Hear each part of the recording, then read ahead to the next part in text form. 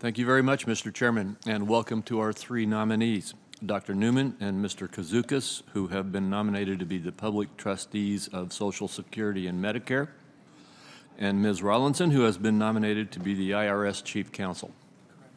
Thank you all for your willingness to serve.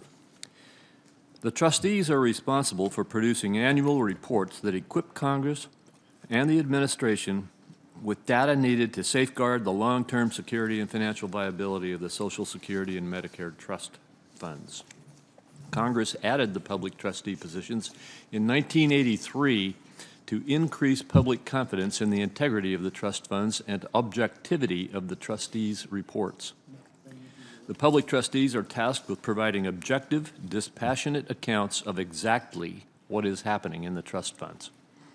If confirmed, you must ensure the public has a balanced, pragmatic understanding of the opportunities and the challenges that face the two programs. And I look forward to hearing from both of you today. Ms. Rollinson, the IRS Chief Counsel, is responsible for fairly and impartially interpreting and enforcing our tax laws, while also ensuring taxpayer rights are strictly protected. Given recent IRS controversies and the push for enhanced enforcement, Americans are rightly concerned with the potential erosion of their rights and privacy. The IRS Chief Counsel must have the highest level of skill, judgment, and integrity above all, and must not let political pressures affect policy outcomes. Unfortunately, the agencies to which you've been nominated for key posts have recently made repeated practice of putting politics first. My colleagues and I have raised a number of concerns with recent IRS and Treasury actions that will fall under your remit. Interpreting the so-called Inflation Reduction Act is squarely within the IRS Chief Counsel's purview.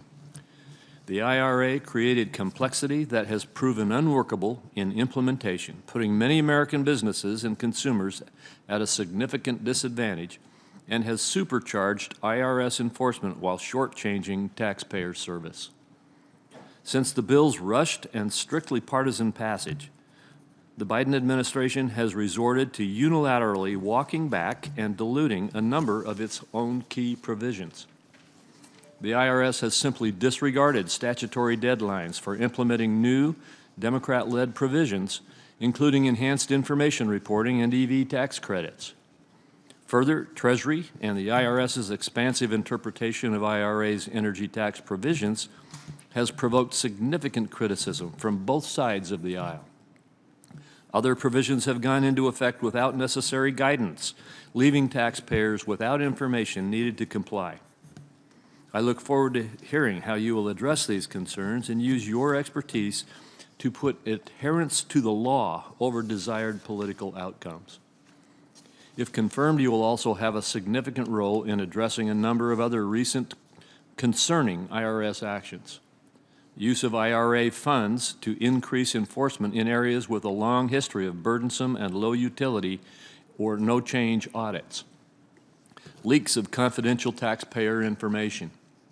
Destruction of 30 million information returns, which reportedly led to additional audits of earned income tax credit claimants. And the ongoing attempt to stand up and divert resources to an IRS-run tax preparation program without statutory authority. The administration's practice of putting politics before sound policy extends to its failure to protect U.S. interests in the OECD international tax negotiations. Rather than focus on fighting discriminatory taxes against U.S. companies and defending current U.S. law, Treasury has placed the administration's political agenda first, without regard to the potential effect on U.S. taxpayers. This administration failed to halt discriminatory digital services taxes against U.S. companies, but instead invited foreign governments to pursue new discriminatory taxes against our companies in the form of the under-tax profits rule, a surtax which also violates our existing bilateral tax treaties.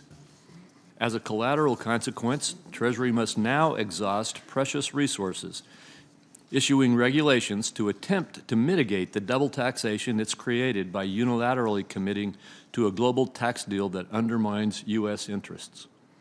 To avoid these outcomes, I stress the importance of engaging this committee with transparency and responsiveness. Too often in recent years, the administration's nominees have committed to working with us, but have failed to follow through. On behalf of all American taxpayers, I strongly urge our nominees here today to commit to timely and thorough communication with this committee. Again, I congratulate you on your nominations.